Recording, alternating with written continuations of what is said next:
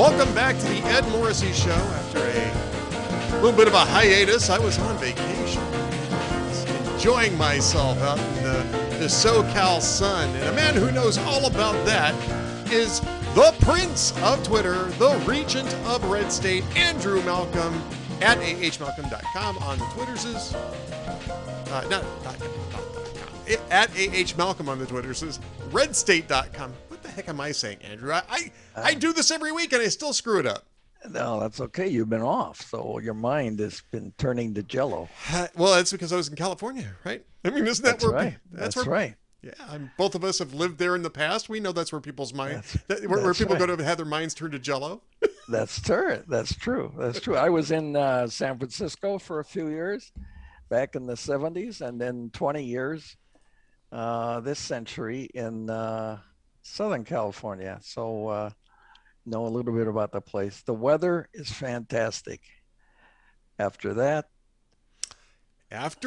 there's the weather was actually better in Texas, to be honest with you. Well, that's why you went there.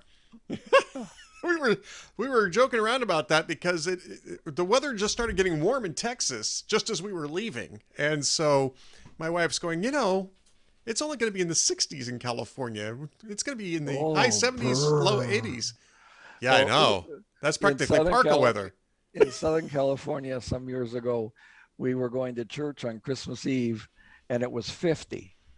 And people were walking through the parking lot huddled up in their parkas. I'm not kidding.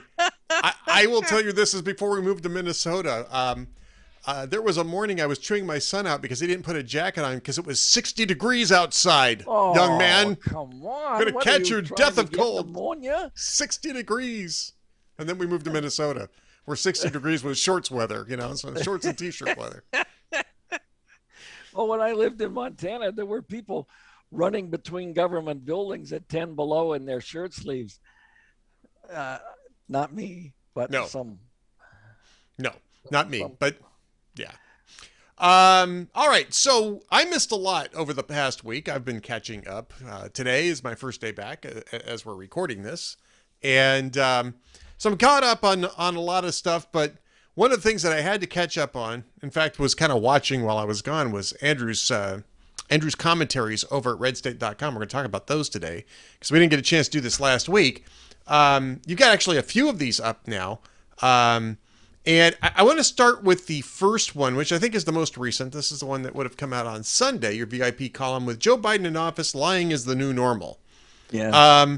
There's more of this out today, and I don't know if this actually, I don't think this particular one made it into your commentary, but apparently he has again declared that he used to drive an 18-wheeler. Yeah. The White House had to walk that one back. I think it was a few months ago when he made that claim earlier. Yeah.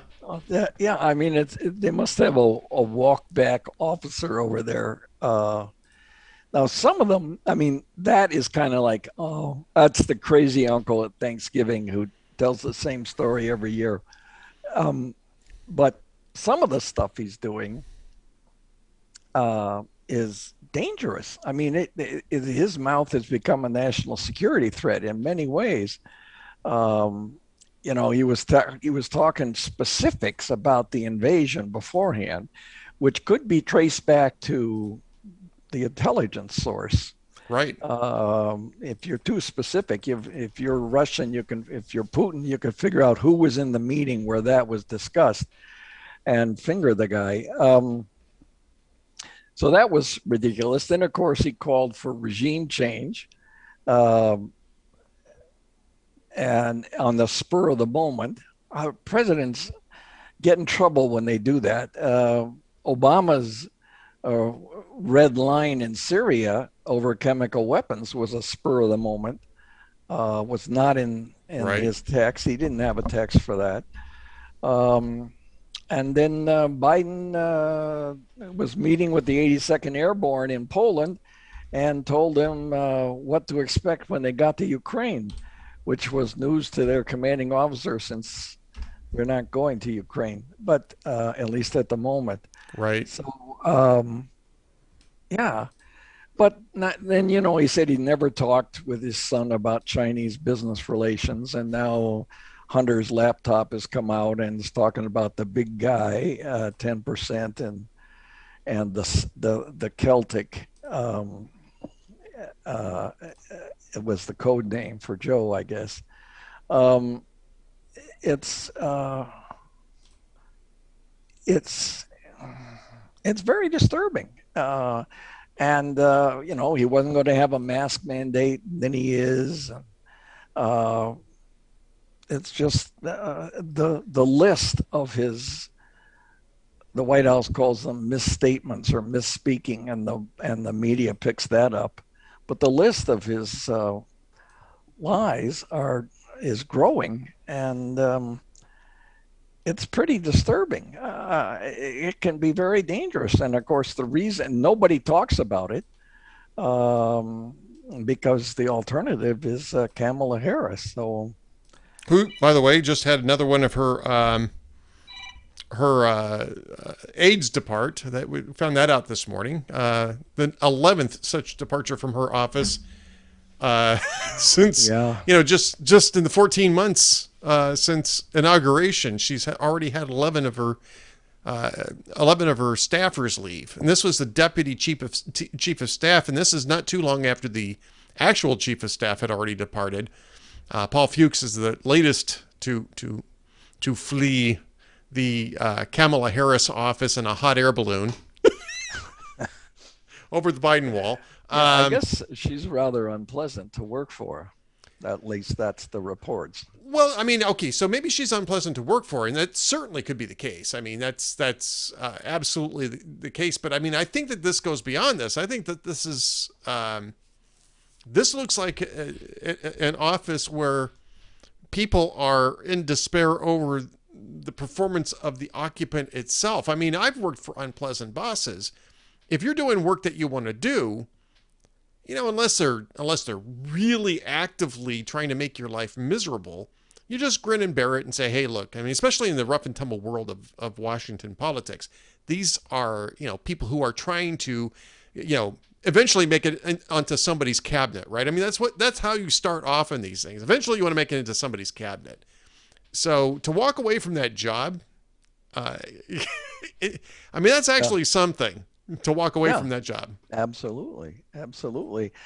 And all the reports are that she never prepares, and it shows.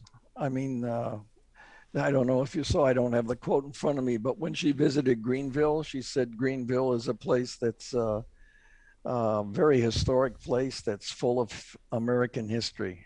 Yes, the Mississippi town. I saw that. Yes, it's sort of like the time passages thing, right? I mean, it's just Yeah, this is. I mean, I think the issue here, and one of the reasons why her staff must be going absolutely insane, is this is a woman who just doesn't prepare for these exactly, events. exactly. She's Yeah, trying to wing it, and every time she tries to wing it, she ends up with this sort of word salad thing. I mean, every single time, every time. every single time, right? I mean, you can, people spent 4 years making fun of Dan Quayle on the basis of one really bad moment. I mean, let's not undersell the moment. One really bad moment in that vice presidential debate, and they spent 4 years ridiculing him over that. Even though Dan Quayle is maybe sometimes not the most extemporaneous of guys, but he's pretty smart, right? He's not an idiot.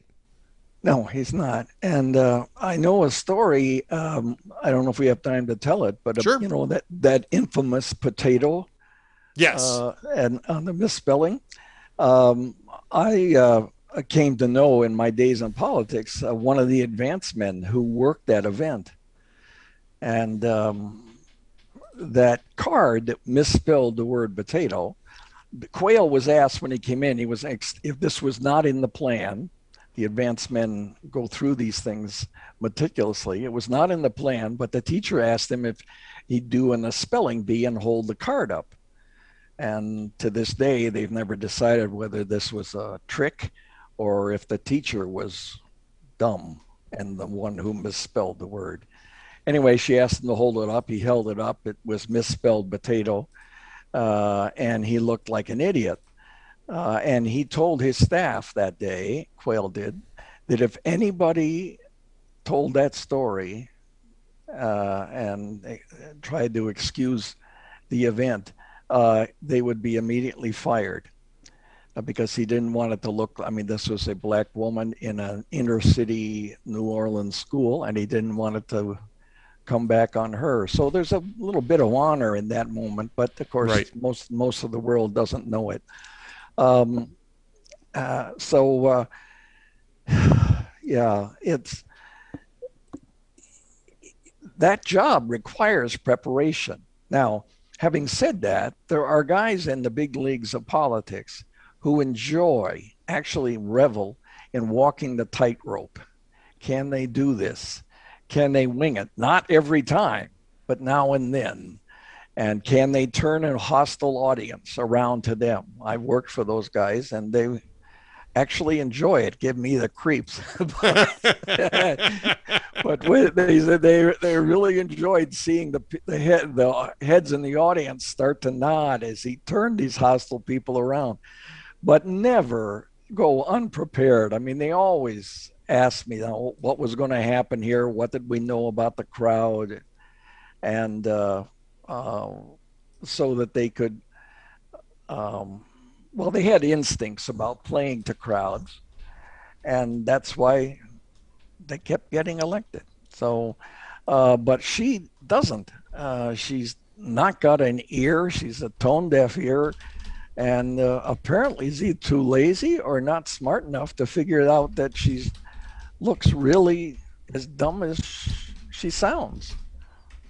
Well, yeah. I mean, that's part of the problem, right? I mean, we're going to get into some media bias here in just a second. I want to raise this because, first off, you raised the media bias point with Joe Biden in your weekly commentary over at Red State. Where's the outrage? Which everybody should be listening to, by the way. Go over there and download it. It's his 5th episode.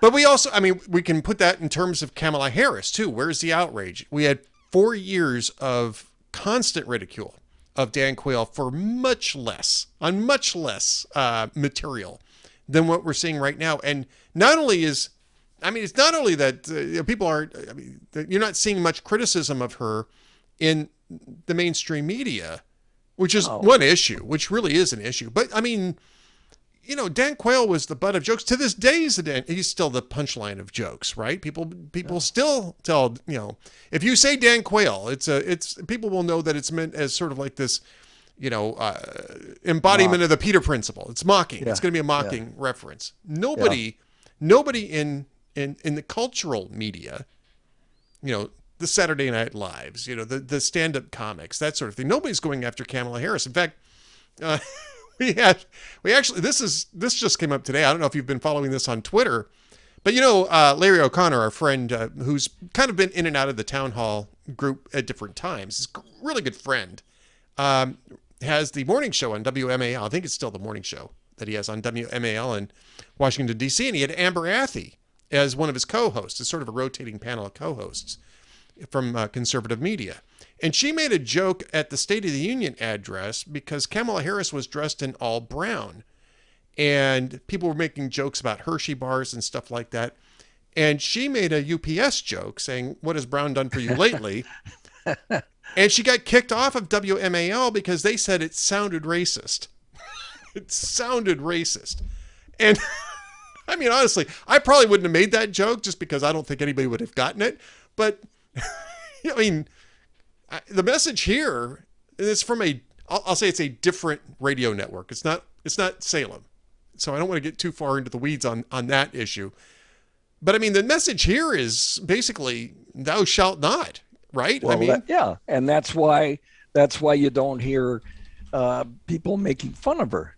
She has a Kevlar vest of being at least part black, and having been with a Jamaica immigrant background of her parent, and so, which is really, I mean, it's an interesting background. I mean, it's not something that there's nothing wrong with it, but just as this example points out, anything having to do with color, people are oversensitive to it, and boom, and boom, you're out. So they err on the if anyone is tempted to mock her for her blatant stupidity in public remarks, such incidents as this give them pause.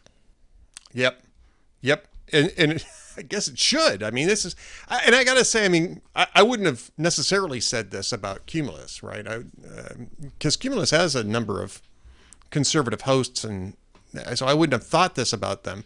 But, people talk about, well, conservative media contributors.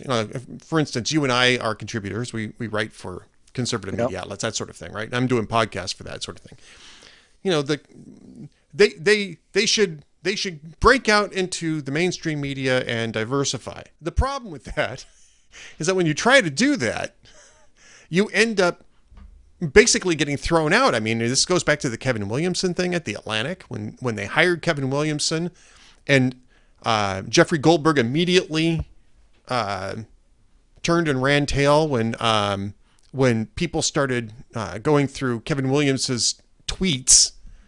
And it's sort of like Amber Athey, right? Going through the tweets and finding something that was, somehow untoward and getting him fired from the gig. Now he ended up getting rehired by National Review, which is, kind of no harm, no foul. He didn't actually end up out of work for very long. But he left National Review on the basis of a promise that he was going to get a fair shake from the Atlantic. And it just, Oh, yeah. it leads you to ask, can a conservative voice get a fair shake on media outlets? I doubt it. You have to be very, very careful. You saw what happened to a liberal editorial page editor at the New York Times when he ran a conservative commentary from Senator Cotton Right. about troops during the urban uprisings that were not violent, we should say, right, Ed? Right. Yes. Mostly peaceful. Mostly peaceful urban conflagrations. So, if it can happen to liberals because the woke crowd rises up within the institution, boy, that's dangerous. I couldn't, in all good conscience, advise any young people to go into that business now. I just couldn't do it. I enjoyed it. I had wonderful subsidized tourism around the world. I learned so many things, met so many fascinating people. And but it wouldn't work now in the current media world. Things have changed so drastically. Yeah. No, I completely agree. I mean, this is part of again, it's part of it's a media bias of a different kind, right? It's just a different form of media bias, which is Yeah. to restrict the voices that are out there. And look, I mean, I'm going to say I firmly believe in the principle of at will employment, right? I mean, if you want a contract, sign a contract. But under normal circumstances, even a lot of contractual employment is really at will. And if somebody's voice doesn't suit an outlet, that's fine. I don't have a problem with that. But don't hire them in the first place for that voice and then decide that they're not worth defending when people start nitpicking, stupid jokes they made on social media. I mean, there's just a certain moral cowardice about that. There is. And I think that's what's going on here with Cumulus, too. Hopefully they're going to reconsider. In fairness, I must point out that I was asked on the Los Angeles Times, which is a liberal icon, to start a conservative political blog in 2007. Top of the ticket. It was awesome. That's right. That's right. And we did. And that's how I came to meet you and so many other wonderful people in the blogosphere. And understandably, the liberal readers, well, we had wonderful numbers, in the millions, which was multiples greater than any blog experience they'd ever had before, even in sports. And but as you might imagine, there were whatever the woke crowd would have been called in those days. There were those who objected regularly, Media Matters and others. And I learned after I left that my top two editors, including the editor of the Los Angeles Times, would just trash the complaints, and they would always ask complainers, "Was it accurate?" And it always was. And so they said, "Well, fair commentary." So now this is what 15 years ago. So I guess things might have changed, but I got to tell you, in those days they had my back, and I didn't even know it. So that was that's not all bad, or it wasn't. No, no. And that's the way it really should be handled, right? I mean, Yes, yeah. right, exactly. Was it correct? Yeah. So there was one meeting I was told where they came in, and the editor said, "Well, um, where's the mistake? Where's the error?" And they said, "Well, it's not a mistake, but he's interpreting this, and he's saying this about Obama and so on." And he said, "Well, if it's not in error, this meeting is over." So Yeah. yeah, and that's the way it should be. It Yeah. isn't always anymore, I guess, sadly. It isn't. And that kind of brings me to this week's uh, big media bias story, which is the belated discovery by the Washington Post, the New York Times, and others that, by God, that was really Hunter Biden's laptop. Those were really Hunter Isn't that Biden's emails. amazing? The Washington Post today, either today or yesterday, had a editorial. Yesterday, published an editorial that was saying that, you know what, this is probably a good opportunity for a reckoning with editorial bias in the mainstream media. You think? Yeah. Do you think? Well, I guess it's too late to prevent the damage they caused, which was the election of Joe Biden. But I guess it's better that they come clean now. But still, what an egregious thing. And I don't think they've learned their lesson. I mean, Chuck Todd yesterday on Meet the Press, he had Hillary Clinton on, and he didn't ask her about the Steele dossier. Not one question. Right. Yeah. Not one. How can you do that? I mean, even Stephanopoulos asked somebody an awkward question, but not Chuck Todd, and I had respect for him. Well, same goes for the newspaper that has "Democracy Dies in Darkness" at the top of its banner. I mean, nothing like a little hyperbole there, hypocritical hyperbole at that. This is what it says. For now, what's more compelling than the assorted accusations about Biden's behavior is this question: why is confirmation of a story that first surfaced in the fall of 2020 emerging only now? Well, it didn't emerge only now.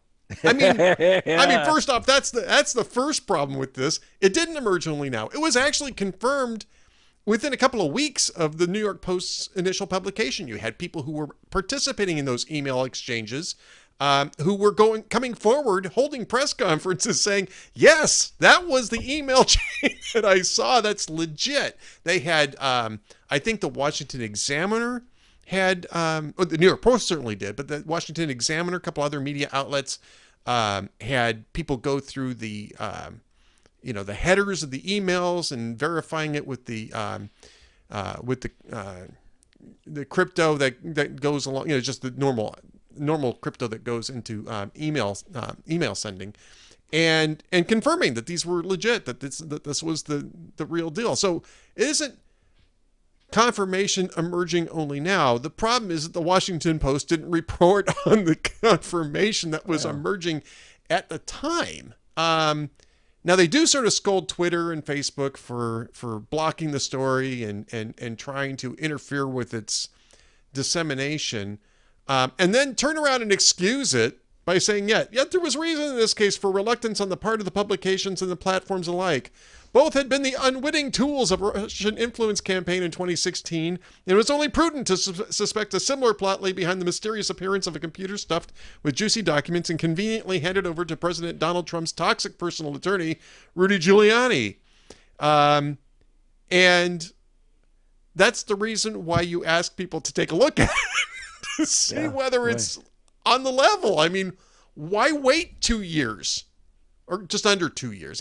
Why wait 17 months, 18 months to actually have an expert take a look at the data? Because you want something to happen in the interim, and it did. Right. Because they didn't want to report on this story. They didn't want to report on Biden family corruption, which is what this is. I mean, and the reason why we're even talking about this now is because the New York Times found out that the Department of Justice has been taking this seriously all along, and it looks like they're going to a grand jury on Hunter Biden. Which is the reason the media figured they were going to come clean before they got come cleaned. Yep. Yeah. So they're about ready. They're about ready to get dunked on, and they're trying to preempt the dunking. Of course, the New York Post is having a field day with this last week or so. I hope so. Yeah. I mean, this is what competition is supposed to be. Right. And this should prompt them to be more vigilant watchdogs, which is why they have these special constitutional protections. Right. But they only bark on one side. They don't bark at the other side, and that's a real problem. So if I make a gray lady joke at this point in time, would WMAL fire me for being sexist? I don't think so. Well, I'm not on WMAL, so I guess I'm safe. There was a joke that I just loved, and I won't bore everybody with the details, but I'm talking about the personalities of different media. And they said that God announced that he was going to bring it into the world. And the New York Times headline was, God announces end to world, women in black's hardest hit. Yeah. Classic. Classic. Speaking of jokes, by the way, we're just about at that time, Andrew. I know I'm out of practice, but I can still segue. You can still laugh. Yeah, you can still segue. You better. So these are all replays. Jimmy Fallon said, March Madness is underway. When Joe Biden was asked about his Sweet 16, he said, it was great. I had a petting zoo and a clown.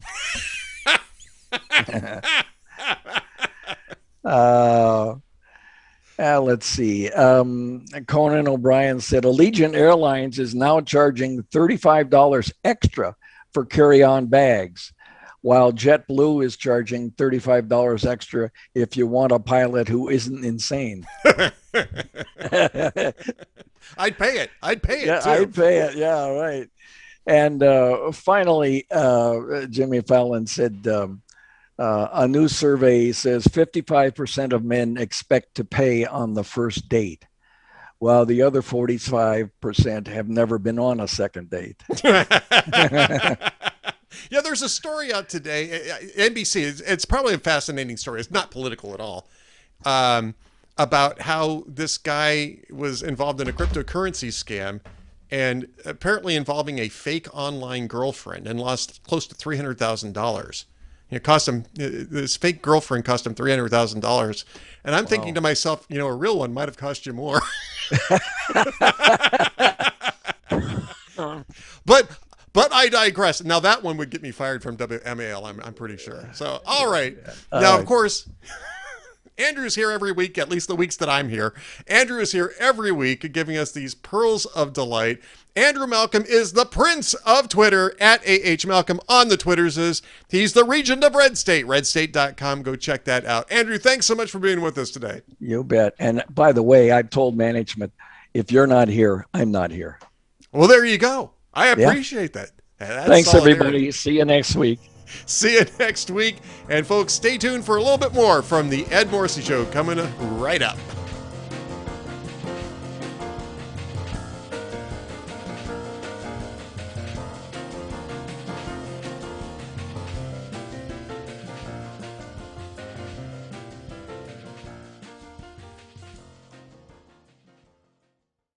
This is Ed Morrissey of HotAir.com for Town Hall.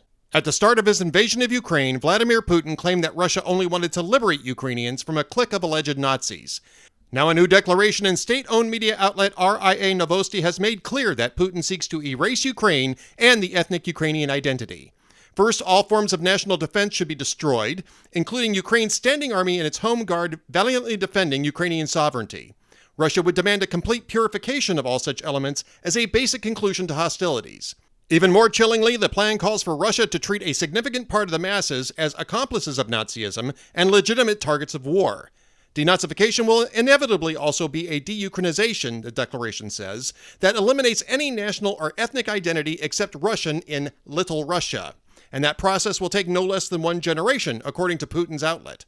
This is nothing less than the obliteration of a proud people and a defense of the horrid war crimes already coming to light.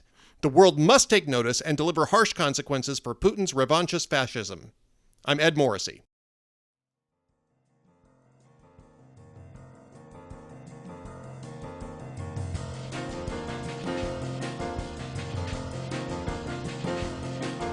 Welcome back to the Ed Morrissey Show, the podcast edition. Joining me right now, Tom Fitton, who is a tireless advocate for Judicial Watch, judicialwatch.org. Man's been doing it for a very long time, speaking truth to power in a way that, you know, most journalists probably quail at. And Tom is here to talk about the latest success at judicialwatch.org, which is defeating this California law that requires requires quotas on corporate boards, doesn't it, Tom? Isn't that really what this law is about?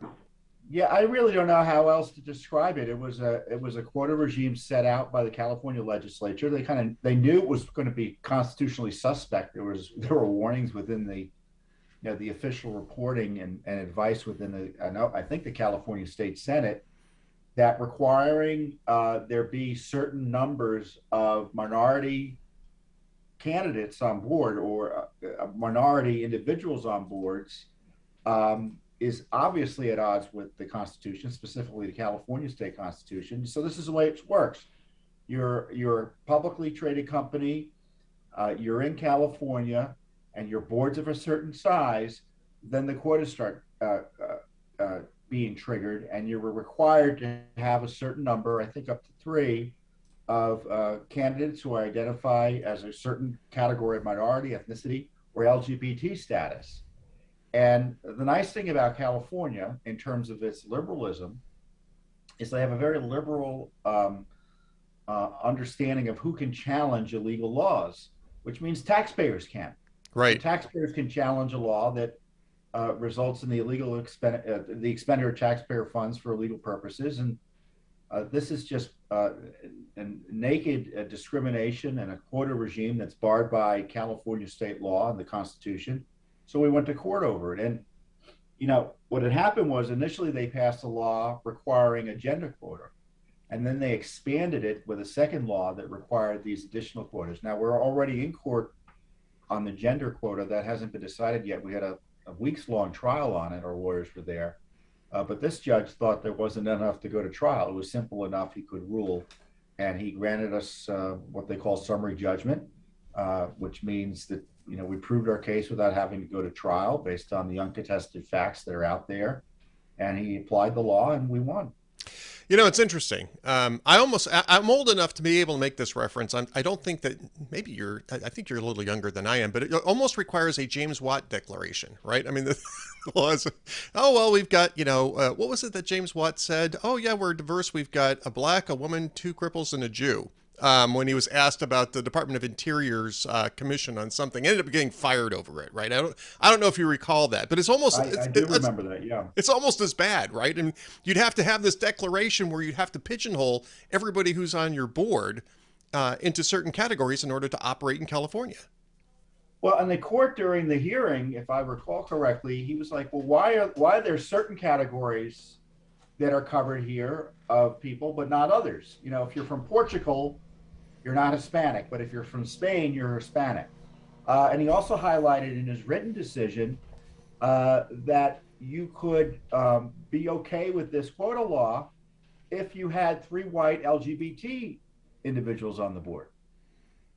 So they didn't have to be minority, so they could, you know, so it would, you know, obviously the absurdities result from the pernicious activity of selecting people based on race. And what I liked about the way the court approached this was, look, you know, they want to treat people based on their membership as groups. The law requires they treat people based on their individual rights and freedoms, and they need to be equally protected under the law here, and that's not the case. The irony here is, and many people don't understand this, is that the government can discriminate sometimes on the basis of race. And the way they get around that is by saying, oh, there's a compelling government interest. And the court couldn't find any compelling government interest. There's no, general societal discrimination, which everyone argues about, isn't compelling. And so the government came around and said, well, it's in the best interest of the business. We'll get more taxes as a result. And the judge says, no, I don't think so.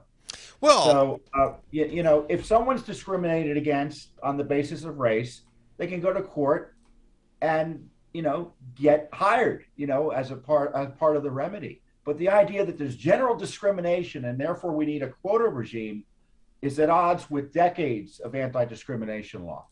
Right. And look, I mean, I think that you have to pick your poison. Either you're going to discriminate or you're not going to discriminate. And the idea that you can do this selectively and continually on behalf of favored groups is how we got in this position in the first place. I mean that's the same kind of thinking that created the inequities that people are citing in order to justify more discrimination. I mean, it's at a certain point you have to decide whether or not you're really against discrimination or not. And look, I mean, I think that there's other pressures that people put on corporate boards to have, diverse representation, if you will. Those are usually, private sector voluntary pressures. Not investing in companies that don't model this, not patronizing companies that don't model this. Those are fine. I mean, those are personal choices. But when government does this, Tom, when government puts itself in the role of actively discriminating on the basis of gender, on the basis of race, on the basis of sexual orientation, in order to have access to that marketplace, I mean, that's where Judicial Watch gets involved, right? Right. And you're presuming all of that is easily categorized. Because right. Then you run into the new modern interpretation of this, where one can self-identify as any of those categories, including gender. So, to me, this is kind of a broader question. The left has always been pushing affirmative actions. They pushed too far on race quotas. They were brushed back. And you highlighted the kind of the workarounds that I don't even think are appropriate to basically put people based on color in certain positions as opposed to based on background. And but the left has decided, the radical extremist left, and I this is critical theory as applied, that these anti-discrimination statutes, the Constitution of the United States that guarantees us equal protection under the law, that 14th Amendment, right? Right. And of course, California has even a broader protection beyond the federal Constitution in terms of prohibiting that type of discriminatory conduct. They don't think that should apply anymore in advocating for these quota systems and treating people according to their race as opposed to what the law requires as citizens. Well, right, exactly. And again, as citizens, we're all supposed to be equal. And again, I think that when we're looking at this, you're saying it's the left, and I agree that the left is driving this. But I would argue that this has been sort of the environment in which the broader culture has been immersed, to the point where this type of blatant discrimination has become more de rigueur, especially the last couple of decades. And we're to the point where you're starting to see like resegregation on campuses, right? I mean, you see graduation ceremonies that are, for one particular race or one particular ethnic group, which, I mean, I'm not quite old enough to remember school segregation, because that was more or less broken up about the time I was born. But it certainly has resonance to that. I mean, it's almost like a reversion, just with different motives. And maybe not even all that different. Yeah, I mean, there's always been this racialist bent, and some of it, I would presume was in good faith, because they saw there was this record of discrimination for right. decades. Yep, I agree with that. Country. And so the thinking was, well, let's bend over backwards to be sure that people who have been previously discriminated against or likely to have been discriminated against on the basis of race, that we were reaching out to them. That's kind of the best charitable, most charitable interpretation of these affirmative action programs. But And I this is agree with not that. affirmative action. And I agree with that, though. This is naked discrimination Yep. that sets a slot aside on a corporate board that is that no person not of a particular minority class or other category, suspect category as the lawyers call it, can apply. And this is a radical change. And we've, as conservatives, we've always criticized the left for not being as concerned about discrimination as they pretend to be. Well, the veil's been lifted. Yeah. They don't believe their anti-discrimination laws should apply to entire categories of United States citizens in this country. Right. Right. And again, I actually adhere to the more charitable interpretation of affirmative action. I think it was misguided, but I think that there was misguided as applied. But I think there was good intent from at least most of the people that were behind that. But they chose the wrong mechanism, and even the Supreme Court was asking. I think was this about 10 years ago. John Roberts raised the question in a case where they sort of allowed it to continue, but they said we're coming to the point now where we're eventually going to have to address the unconstitutionality of these programs. These were supposed to be time-limited remedies, and we're running on 60 years here with these things. Well, Justice O'Connor said that many years ago. I think it was probably longer than 25 years ago that, maybe only another 25 years or so. And right. I rarely quote the Chief Justice. I wonder why. But I can't do better than his observation that the best way to end racial discrimination is to stop discriminating on the basis of race. Exactly. Yeah, that was the comment I was thinking about. And you're absolutely right. Again, we're speaking with Tom Fitton of judicialwatch.org, which you should have on your short list of websites to go to for activism, for the legal fights that conservatives are going to be interested in. This among them. I mean, this is really an interesting one. Now, the one that had to do with sort of the non-gender categories, you won that on summary judgment. You didn't win the one. Well, I don't want to say you didn't win it, but you didn't get a summary judgment on the lawsuit based on the gender quota. You went to a weeks-long trial. You mentioned at the beginning. I want to ask you, did you expect to win a summary judgment in the same manner on that lawsuit, or do you think that particular case has nuances that the other one doesn't? It depends on the court. Some judges don't like to end a case without hearing all the evidence, right? Yeah. And so they're cautious in that regard, and they think both sides should be able to present their best case before making a decision. Other judges kind of see the writing on the wall, and this court saw this as a much more a less complex issue that didn't require a trial for him to adjudicate and come to a verdict over. Look, what's the argument here?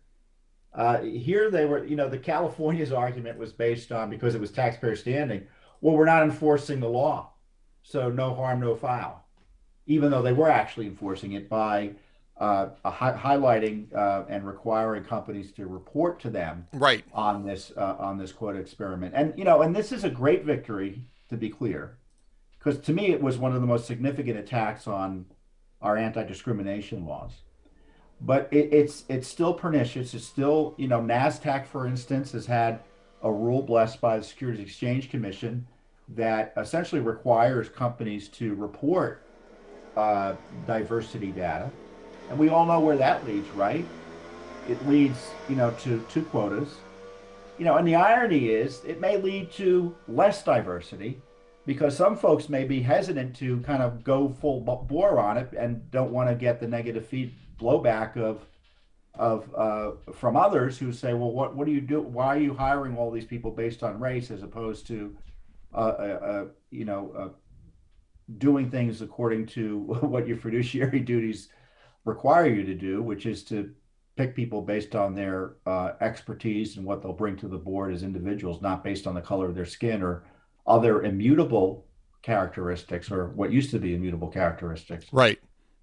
And see, my observation on anything, all arguments based on immutable characteristics is that they're complete dead ends because you can't change immutable characteristics, right? I mean, so if you're basing laws on immutable characteristics, they're dead ends. If you're basing your political arguments based on immutable characteristics, i.e., immutable characteristic identity matters more than equality, just to make it simple. Those arguments are doomed to failure, and they're also doomed to division because immutable characteristics are immutable. A equals A in this case.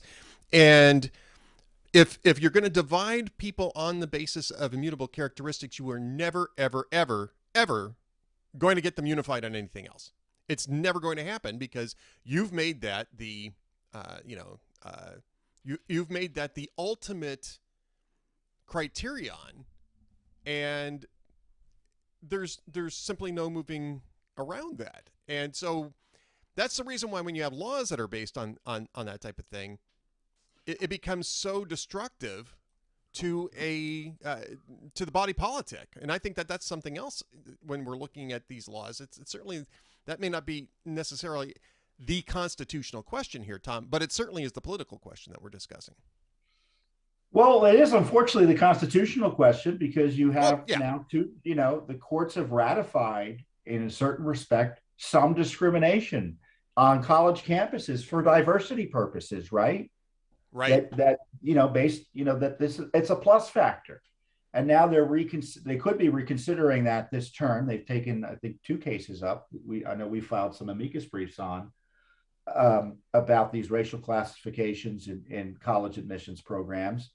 And I keep on using the word pernicious, and of course, I'm reading a little bit about the law, and that's what the law talks about. That's right. The way the law talks about it. If you're going to be doing this, be warned, it is pernicious, and we have to avoid it at all costs or wherever we can. And the only time, practically speaking, a government can say, you get this job because of because of your race, is because you were declined that job because of your race, and you're getting this is the remediation. This is what you get because you've been deprived of something based on your race, and now you're going to be made whole and you're going to get the job. But that's a very different matter than saying no other person can apply for this job because we have general concerns about diversity. It's and to me, I really do think it's a thing of the left. Now, just because corporations sign on to it doesn't mean it's not a creature of the left. Oh, yeah, absolutely. In California, I'm not aware of one public company who's challenged this law.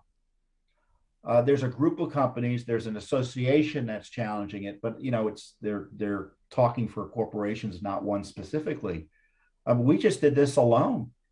So, the companies know they've been frightened from confronting this racialism that's being enforced that was attempted to be enforced at least through the states. But, as you're pointing out, there's this big political push and cultural push to engage in race-based decision-making in hiring. And, either we're against it or we're for it. Okay. Right. Don't say you can't discriminate on the basis of race while encouraging everyone to do that. Right. It doesn't, Yeah, I mean, again, all we're talking about is we're picking our favorite outcomes from that process when we really should be allowing those outcomes to settle themselves. And again, I would say that when you're coming out of the civil rights movement, recognizing that there have been decades, if not centuries, of oppression which have put people in a disadvantaged position as a whole, as a group, specifically with blacks, African Americans, then I think, yeah, I mean, you probably are going to look at a solution that would reduce those inequities. I would say that the issue there was more education and than it was employment. I was 5 years old at the time, so I'm only looking at that in retrospect. So getting back to the good intentions, yes, I understand the good intentions, but the structure that you create is a self-perpetuating structure. Almost by definition, you will never cross a finish line as long as you have people who are arguing for grievances based on 60 years ago, or 50 years ago. And well, this is the critical theory side of it, though, Ed. right, I mean, exactly. that's Marxist. You never cross the finish line for the communist left. Right. You always have to be tearing society down and reimagining and rethinking and not allowing any of anything other than government mandated or in a totalitarian way delineations to define how you think about your lives. And in this case, they want to rip you apart from your society by saying, in either based on your color, you're either permanently victimized or permanently the oppressor. Right. And if that isn't communism, that's what Pol Pot did. That's what they did with the kulaks in Soviet era Russia. And this is a dangerous path for us to pretend that's not what they're trying to do, using race to repackage their totalitarian political philosophy. Exactly. It's class warfare. It's just class warfare dressed up as something else. So you're getting right back to Lenin and Marx. You're getting right back to Engels.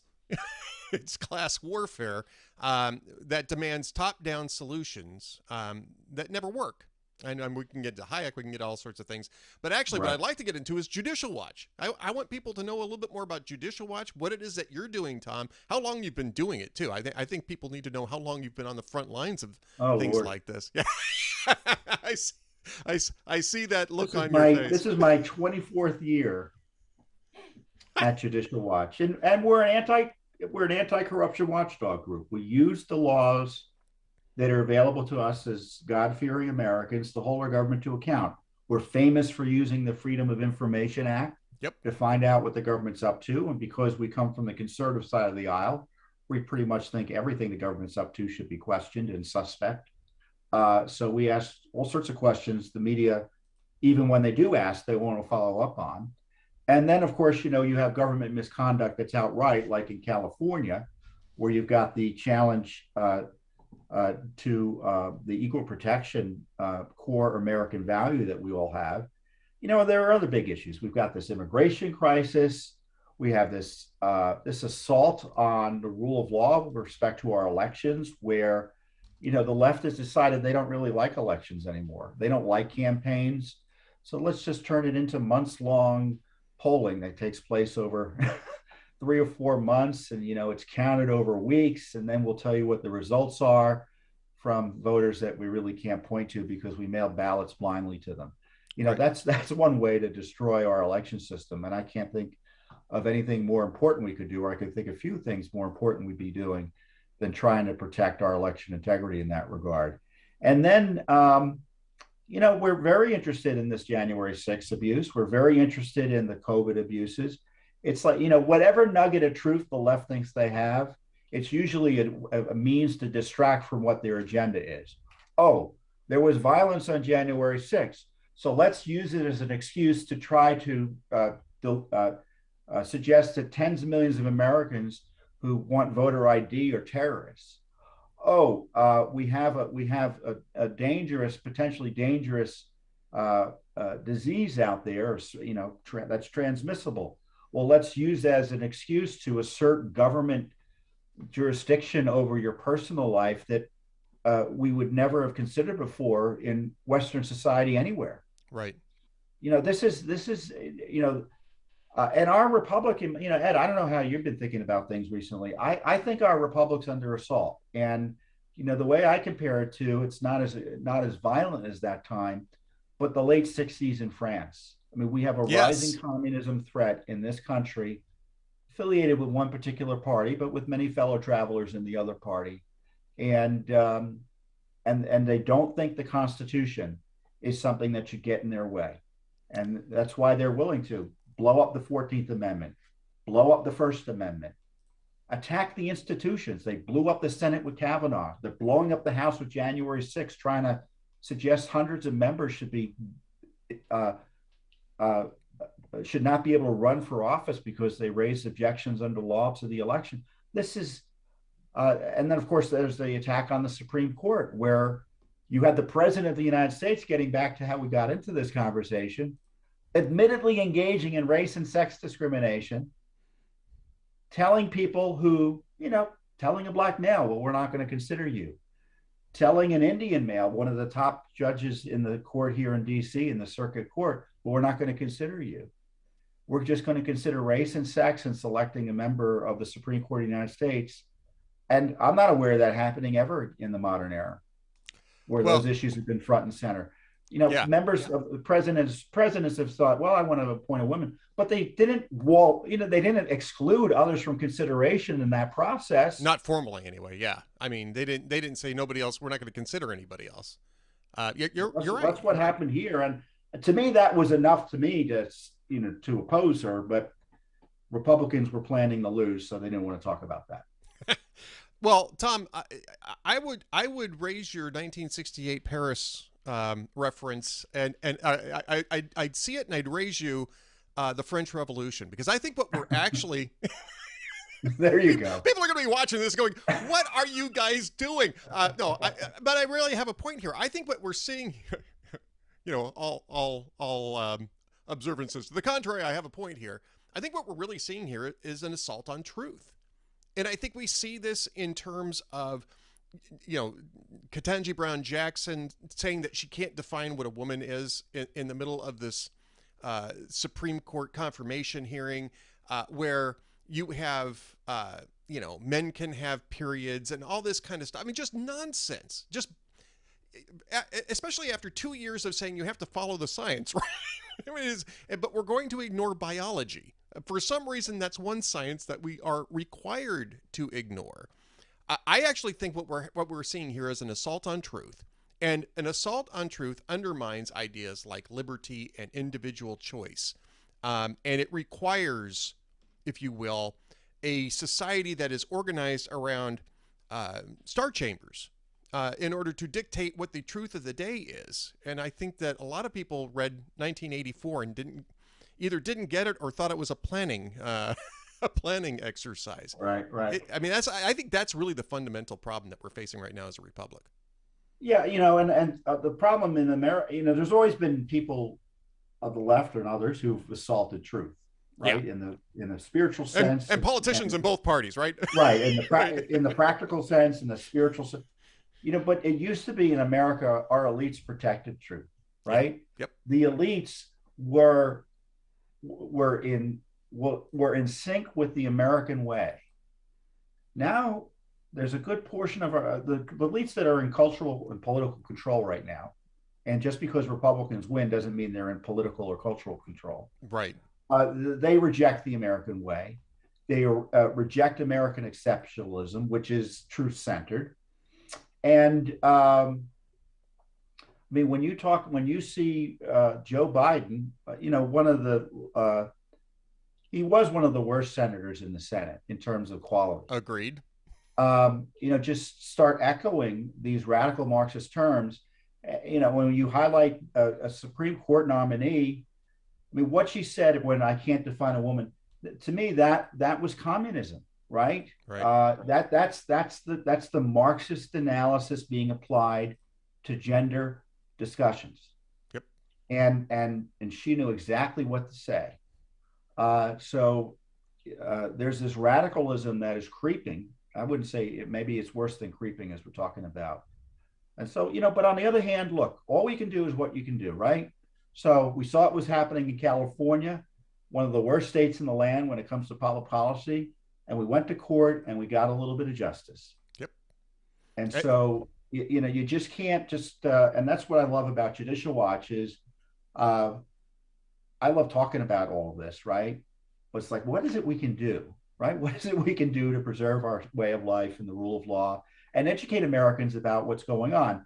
And I think filing lawsuits are a pretty good way to educate people. I think so too. I think it's great. And also another great way to educate people is to send them to judicialwatch.org, by the way, where you can support these efforts. You can donate to judicialwatch.org. Tom's been doing this for 24 years and still going. He's smiling again, but he's been doing it for 24 years. but he's been doing it with the help of a lot of people who have been That's right. contributing, and Tom would be the first one to tell you that. You can be a part of that as well. Go to judicialwatch.org, and we got to get Tom on here more often to talk about some of these fun cases, because I enjoy having these conversations. The next time we'll bring up the I don't know, we'll bring up the Treaty of Westphalia or something and make it relate to this. Well, your listeners and your viewers should understand it's a long ball game. It is a long ball game. You're right. You're right. All right, Tom. Thanks so much. Tom Fitton from judicialwatch.org. When we come back, we'll have more from the Ed Morrissey Show, so stay tuned.